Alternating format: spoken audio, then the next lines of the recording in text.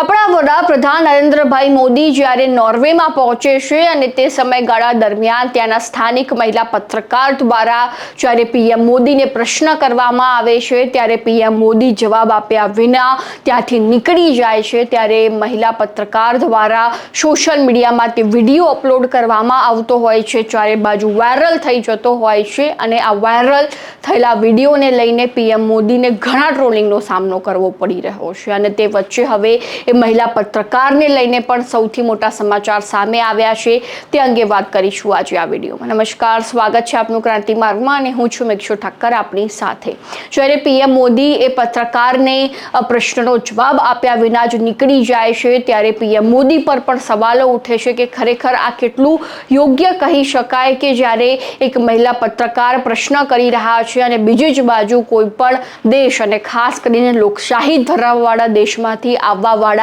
વડાપ્રધાન એ મહિલા પત્રકારને જવાબ પણ નથી આપતા અને બીજી બાજુ જ્યારે પીએમ મોદીના પ્રેસ કોન્ફરન્સને લઈને પણ અનેક પ્રશ્નો જે છે તે ઉઠી રહ્યા છે કે જ્યારે તેઓ સત્તા પર આવ્યા છે તે સમયથી જ તેમના દ્વારા ભારતમાં પ્રેસ કોન્ફરન્સ પણ નથી કરવામાં આવતી, કોઈ પત્રકારને તેઓ જવાબ પણ નથી આપતા અને એ પણ પ્રશ્ન ઉઠી રહ્યો છે કે શું પીએમ મોદી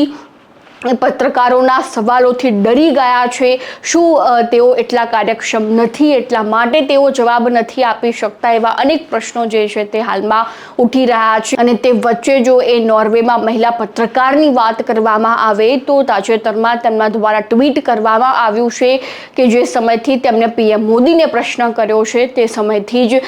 તેમના એકાઉન્ટ જે છે તે સસ્પેન્ડ કરી દેવામાં આવ્યા છે સોશિયલ મીડિયામાં, જેમ કે ફેસબુક હોય, ઇન્સ્ટા હોય કે પછી એક્સ એકાઉન્ટ જ કેમ ના હોય, જે છે તે મારા દરેક એકાઉન્ટ એ સસ્પેન્ડ કરી દીધા છે। અને બીજી બાજુ તેમના દ્વારા એવું પણ ટ્વીટ કરી દેવામાં આવ્યું છે કે જો એક વડાપ્રધાનને પ્રશ્ન પૂછવાને બદલે જો અમારે એક પ્રેસ ફ્રીડમની એક કિંમત ચૂકવવી પડશે તો એ આ ખૂબ જ નાની કિંમત કહી શકાય, કારણ કે જે રીતે મારા એકાઉન્ટ સસ્પેન્ડ કરી દેવામાં આવ્યા છે કેટલું યોગ્ય છે એ પણ પ્રશ્ન તેમના દ્વારા ઉઠાવવામાં આવ્યો છે। હવે ટ્વીટની ચર્ચાઓ પણ થઈ રહી છે। બીજી બાજુ જ્યારે વાત કરવામાં આવે તો સોશિયલ મીડિયામાં લોકો એવું પણ કહી રહ્યા છે કે આ મહિલા પત્રકાર જે છે તે ચાઇનાથી આવવાવાળા વ્યક્તિ છે જેઓ જિનપિંગને સપોર્ટ કરી રહ્યા છે, સહકાર કરી રહ્યા છે, તો ક્યાંક ને ક્યાંક ચીન દ્વારા એક એજન્ટ મૂકવામાં આવ્યો છે અને તેઓ પીએમ મોદીને સવાલ કરી રહ્યા હોય, પીએમ મોદીની ઇમેજ ખરડાવવાનો પ્રયત્ન કરી રહ્યા હોય તે રીતના કમેન્ટ્સ પણ સોશિયલ મીડિયામાં વધુ જોવા મળી રહ્યા છે। બીજી બાજુ જો વાત કરવામાં આવે તો જ્યારે